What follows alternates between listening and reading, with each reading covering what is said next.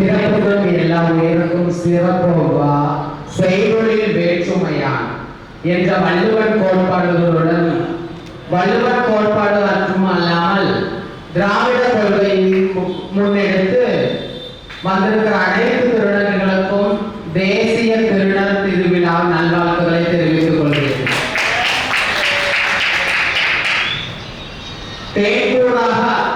தேன்கூடாக இருக்கும் சகோதரி அறக்கட்டளைக்கும் அதில் கவிஞராகவும் எழுத்தாளராகவும் இயக்குனராகவும் அந்த தேன்கூட்டில் ராணியாக வளம் வந்து கொண்டிருக்கும் எங்களது திருநங்கை மேடம் கல்கி சுப்பிரமணியம் அவர்களுக்கும்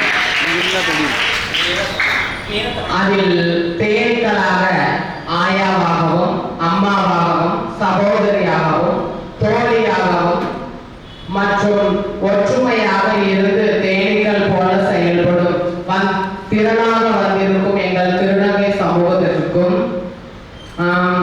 வந்திருக்கக்கூடிய இந்த இடத்தில் பூக்களை அமைந்திருக்கும் எங்கள் சிறப்பு விருந்தினர்கள் அவர்களுக்கும் மற்றும் வந்திருக்கக்கூடிய செய்தியாளர்களது அவர்களுக்கும் என்னுடைய மனமார்ந்த தரம் சார்ந்த வணக்கங்களை தெரிவித்துக் கொள்கிறேன்.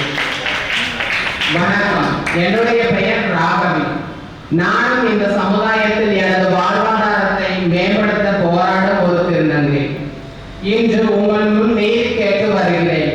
இன்று உங்கள் முன் உரிமையை கேட்டு முழக்கமிடுகிறேன். சமீபத்தில் மத்திய அரசு கொண்டு வந்துள்ள திருநங்கை உரிமை பாதுகாப்பு சட்டத்தின் பல விளைவுகளை நாங்கள் சந்தித்துக் கொண்டிருக்கிறோம். திருநங்கைகளும் திருநங்கைகளும் நேரடியாக இந்த விளைவுகளை சந்தித்துக் கொண்டிருக்கிறார்கள். இந்த சட்டம் நம்முடைய அடையாளத்தை நாமே உறுதி செய்வதில் பல கட்டுப்பாடுகளை விதித்து நம்முடைய உரிமைகளை குறைக்கின்றது. இது நம்முடைய அடிப்படை மனித உரிமையை மற்றும் ஒரு நிலை ஆகும். மேலும் நம் மீது நடக்கும் பாலியல் வன்முறைகள் குறித்து இந்த சட்டம் சரியான நீதி வழங்கவில்லை. பிறப்பால் பெண்கள் மீது பாலியல் வன்முறை நடந்தால் அந்த குற்றவாளிகளுக்கு கடுமையான தண்டனை வழங்கப்படுகிறது.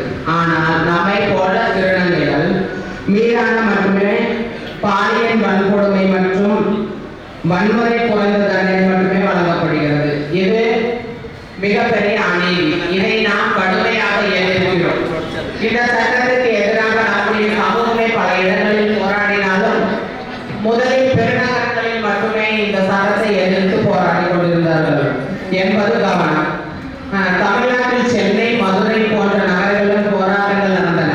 ஆனால் பொள்ளாச்சியில் நடந்த போராட்டம் மிகவும் முக்கியமானது.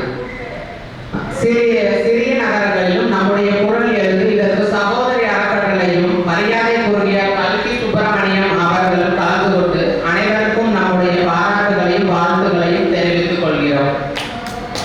கல்கி அவர்கள் இந்த சட்டத்தின் நியாயமற்ற அம்சங்களை வெளிப்படுத்துவது நம்முடைய உரிமைகளுக்காக ஒன்றிய அரசு நியமித்த தனது பதவியை தைரியமாக ராஜினாமா செய்தது நம்மை ஊக்குவிக்கும் ஒரு முத்திரை. அவரின் முயற்சியை நாம் இங்கே பாராட்டுகிறோம். இது நமக்கு இன்னும் சக்தி அளிக்கிறது. இந்த திருடர் பாதுகாப்பு உரிமை சட்டத்தின் மிகப்பெரிய பாகுபாடு என்னவென்றால் தங்களது குடும்பத்தால் வெளியேற்றப்பட்டு பாதுகாப்பு இல்லாமல் அழைத்து திரியும் நம்மை பாதுகாக்க வேண்டிய நிலையில் இந்த சட்டம் நம்மை பாதுகாக்கவில்லை. அதற்கு பதிலாக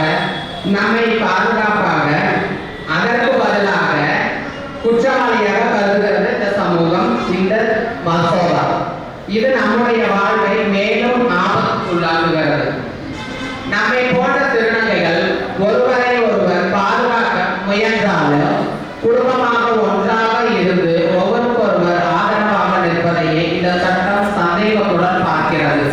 இதனால் நம்முடைய சமுதாயத்துக்குள் இருந்து கிடைக்கும் பாதுகாப்பும் நாமே ஒன்று கூடி நம்மை பாதுகாப்பு முயற்சிகளும் சட்ட ரீதியாக குற்றமாக்கி விடுகிறது. இது நம்முடைய உறவுகளும் நம்பிக்கைகளையும் பாதிக்கிறது. சகோதரி அறக்கட்டளை உருவாக்கிய சிகப்பு சுடர் ரெட் வால் ப்ராஜெக்ட் மூலம் 500க்கும் மேற்பட்ட நம்முடைய சகோதரிகள் சந்தித்த பாலியல் வன்முறை அனுபவங்களை எடுத்து வைத்துள்ளனர். சாட்சியங்களாகவும் பதிவு செய்து வைத்துள்ளனர். இந்த சாட்சிகள் நம்முடைய சமூக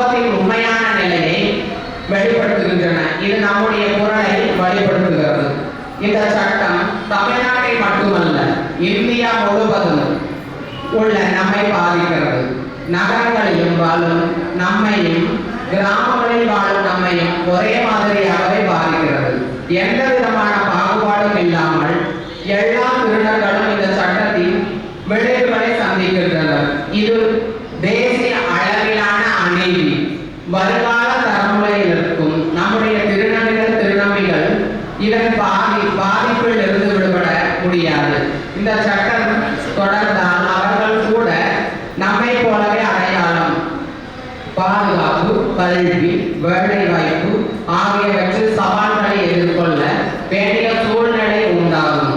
இது நம்முடைய எதிர்காலத்தையே ஆபத்துக்குள்ளாக்குகிறது. எனவே இந்த சட்டம் நமக்கு நமது பாதுகாப்பையும் மதிப்புமிக்க வாழ்க்கையையும் அதற்கான கல்வி மற்றும் வேலை வாய்ப்புகளையும் உறுதி செய்யாமல் நம்மை குற்றப்படுத்தும் விதத்தில் செயல்படுகிறது. இதை மாற்றி நம்முடைய உரிமைகளையும் நியாயத்தையும் புரிய வைத்து நம்மை நாம் பாதுகாப்பிற்கான சட்டங்கள் உருவாக வேண்டும்.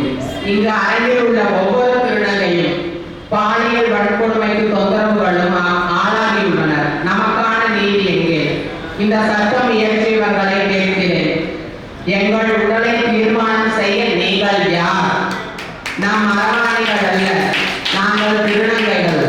நம்மை கடவுளாக யாரும் பார்க்க வேண்டாம். நாம் கேட்பது நம்மை மனிதர்களாக பாருங்கள் என்பதுதான். அப்படி என்று சொல்லி நான் மீண்டும் முன்னணியை எடுத்தது போல தேனீக்களை பற்றி நான் பேசியிருந்தேன். யாராவது யோசித்தீர்களா ஏன் இந்த திருநங்கை தேனீக்களை பற்றி பேசுகிறார் என்று? இந்த மசோதா நம்ம ஒற்றுமையா இருக்கிற திருநங்கைகளை தேன்கூடு எப்பவுமே ஒண்ணுன்னா ஒற்றுமையா செயல்படும், ஒற்றுமையா எல்லாம் பண்ணும். அதை எதிர்க்கிற விதமாக தான் இந்த மசோதா கொண்டு வந்திருக்கிறாங்க. நம்ம தேன் கூட்டத்தை கல்லெடுத்து எறிவது நம்மளை கலைப்பதற்காக இந்த மசோதா கொண்டு வரப்பட்டுள்ளது. எங்களை மிதிக்காதீர்கள், நாங்கள் திருநங்கைகள், நாங்கள் அரவாணிகள் அல்ல, நாங்கள் திருநங்கைகள். நாங்கள் 9 அலி உசு என்ற கேவலமான வார்த்தைகளில் சாக்கடையில் புரட்டிருந்தோம்.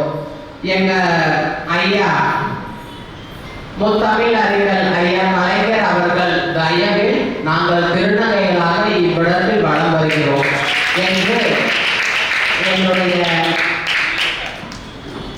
எனது அடையாளம், எனது உரிமை, எனது பாலினம், எனது உரிமை என்று இத்துடன் என் உரையை முடித்துக் கொள்கிறேன். நன்றி, வணக்கம். Super super super.